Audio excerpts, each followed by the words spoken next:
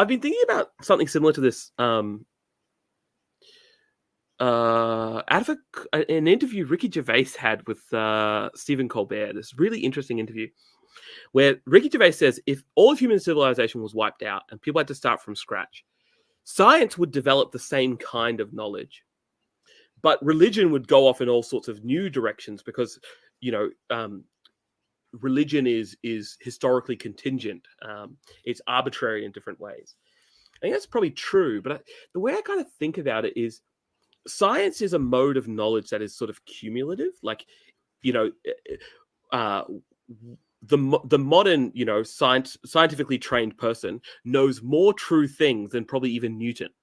Because some of the things Newton thought were true were not quite true in the same way we thought of them, and there are discoveries that have been made. So modern people have more access to knowledge about true facts because facts accumulate. I mean, they also have a half-life. That's a whole other thing. But but then there's lots of other things about human existence, like playing the trombone, that don't accumulate. Everyone has to start from the beginning.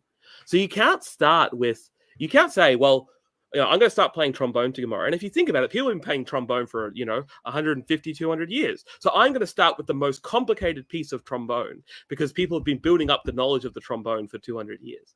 It doesn't really work like that. You have to cultivate your own skill and your own sense of things, your own practice, your own capacity as you go through. And I think the same, and I think one of the differences between maybe my perspective and some others is that I think of being a Christian like playing the trombone, while some other people see it as like accumulating facts like science. And so if the Bible is wrong, then a whole bunch of the foundational facts we have about God contained in this magic book, then if they're in question, then we have to start from scratch and we didn't know as much as we thought we did.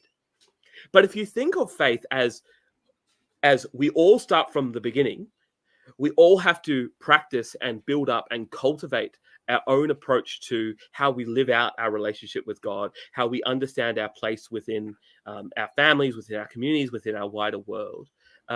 Then actually the fact that the Bible is a more dynamic thing that's more uncertain, and that our approach and knowledge about the Bible changes over time as we wrestle with it in different ways. And not just our knowledge about the Bible, but the knowledge we have about ourselves and the world because of our engagement with the Bible, that changes over time, is actually healthy and appropriate and good. But I think it comes from some fundamental differences to how we think about what it means to be a Christian, what it means to have faith.